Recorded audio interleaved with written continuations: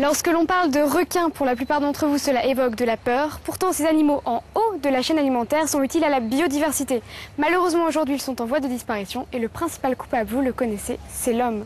Afin de mieux les préserver, une association portugaise étudie leur comportement avec l'aide de pêcheurs de la région de Lisbonne.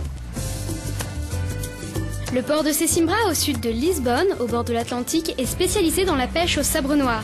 Une pêche qui a l'inconvénient majeur de prendre aussi des requins dans ses filets.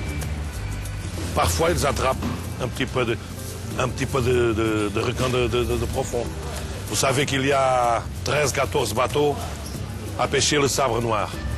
C'est pourquoi que s'il y a un qui attrape 100 kilos de requins, l'autre 150, l'autre rien, et ils font à peu près 1 tonne chaque jour. Et je sais que les requins vont disparaître dans quelques années, peut-être. Mais l'excuse de la pêche accidentelle ne convainc qu'à moitié Joao, président de l'APES, une association qui milite pour la protection des requins.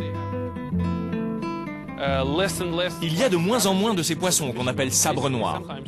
Donc les pêcheurs partent à la recherche des requins. Ça leur permet de gagner de l'argent et payer leur loyer.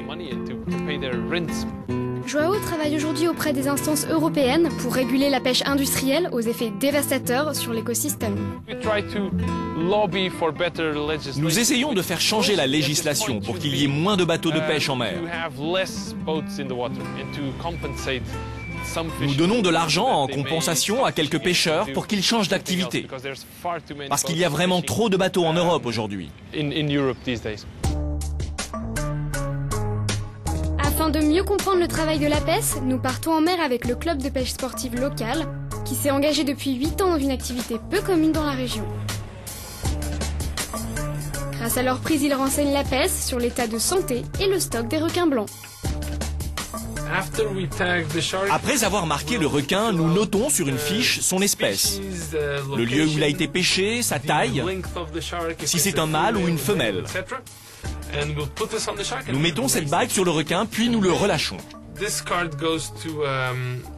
Ensuite, nous envoyons une copie de cette fiche au siège de l'association aux États-Unis, qui centralise toutes les données. Du coup, si quelqu'un attrape ce requin au Mozambique ou en Afrique du Sud, il découvrira la bague et signalera sa prise à l'association. Ainsi, nous pouvons réellement suivre les habitudes et les modes de vie des requins.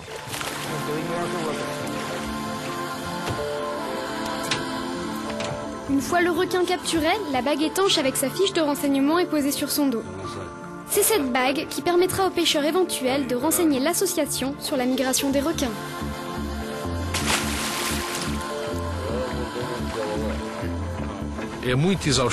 Notre méthode est très complète. Nous attrapons les requins, nous les marquons et nous les relâchons. Nous faisons en fait 2 choses importantes. Nous cultivons notre plaisir de la pêche et nous aidons la science. Malheureusement, ce travail de marquage que nous faisons depuis longtemps n'a pas eu d'écho.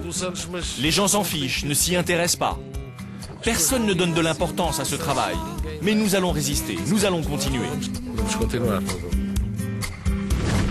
Cette initiative de Maxime et Loïse sera-t-elle retenue dans le panorama final ?